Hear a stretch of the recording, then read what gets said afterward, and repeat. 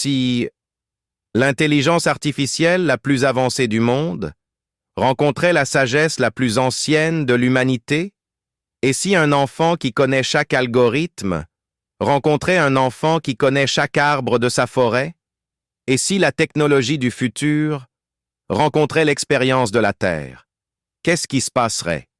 Qui apprendrait de l'autre? Qui sortirait grandi de cette rencontre aujourd'hui? Nous allons explorer ce que personne n'a encore osé dire.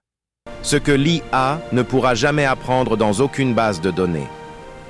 C'était une fois deux enfants que tout opposait. Dans une grande ville remplie d'écrans lumineux vivait Noah. Noah avait 10 ans. Il parlait à son assistant virtuel comme à un ami. Il posait des questions et obtenait toujours des réponses. Il savait tout. Les capitales du monde, les planètes lointaines, même comment construire une maison, en théorie. Mais Noah ne savait pas écouter le vent. À des kilomètres de là, dans un petit village entouré de collines, vivait Élie. Élie aussi avait 10 ans. Il se réveillait avec le chant du coq. Il connaissait la saison des pluies à l'odeur de la terre. Il savait lire le ciel. Il ne connaissait pas les algorithmes, mais il connaissait les silences. Noah décida de passer des vacances à la campagne. Pour la première fois, Noah se retrouva sans connexion stable. Il était inquiet, comme si on lui avait retiré une partie de lui-même. C'est là qu'il rencontra Élie. Au début, ils se regardèrent avec méfiance. Noah demanda « Tu n'as même pas Internet ici ?» Élie répondit calmement « Et toi, tu ne sais même pas reconnaître un arbre fruitier ?» Leur monde s'opposait. Le savoir contre l'expérience. La machine contre la nature.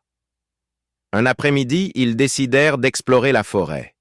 Noah voulait prouver qu'il pouvait tout comprendre grâce à son application GPS. Élie voulait montrer qu'il n'avait besoin de rien d'autre que du soleil. Mais la forêt est un maître sévère. Le réseau disparut. La batterie de Noah s'éteignit. Le silence tomba. Pour la première fois, Noah ne savait pas quoi faire. Son intelligence numérique ne répondait plus. Élie observa le ciel.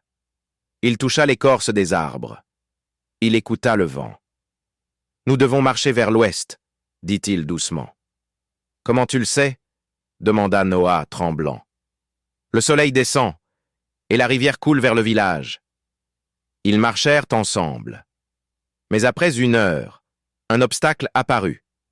Un pont effondré au-dessus d'un petit ravin. Élie hésita. Noah observa la structure. Il calcula mentalement l'angle des planches restantes. Il expliqua comment équilibrer leur poids pour traverser. Pour la première fois, Élie suivit les instructions de Noah. Ils traversèrent. Assis de l'autre côté, essoufflés, ils se regardèrent différemment. Noah murmura « Sans toi, je serais encore perdu. » Élie répondit « Sans toi, je n'aurais pas osé traverser. » Ils comprirent quelque chose de plus grand qu'eux. L'intelligence n'a pas une seule forme. Le soleil se couchait quand ils atteignirent le village. Les parents, inquiets, coururent vers eux. Cette nuit-là, Noah leva les yeux vers le ciel étoilé, sans écran, sans filtre. Il chuchota. « J'ai toujours cru que tout venait des machines. » Mais certaines réponses sont déjà dans la création. Élie, lui, demanda « Tu crois que Dieu préfère la technologie ou la nature ?» Noah réfléchit.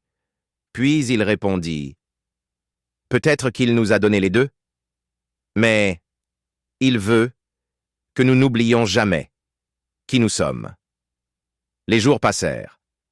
Noah apprit à écouter le vent. Élie apprit à utiliser une tablette. Mais plus important encore, ils apprirent l'humilité. Car les armes avec lesquelles nous combattons ne sont pas seulement matérielles. La plus grande intelligence n'est ni artificielle, ni instinctive. Elle est spirituelle, celle qui unit, celle qui éclaire, celle qui nous rappelle que la connaissance sans sagesse est vide. Des années plus tard, Noah devint ingénieur en intelligence artificielle. Élie devint architecte écologique. Ils travaillèrent ensemble. L'un construisait avec des algorithmes. L'autre construisait avec la Terre. Et chaque projet portait un principe simple. La technologie doit servir l'homme.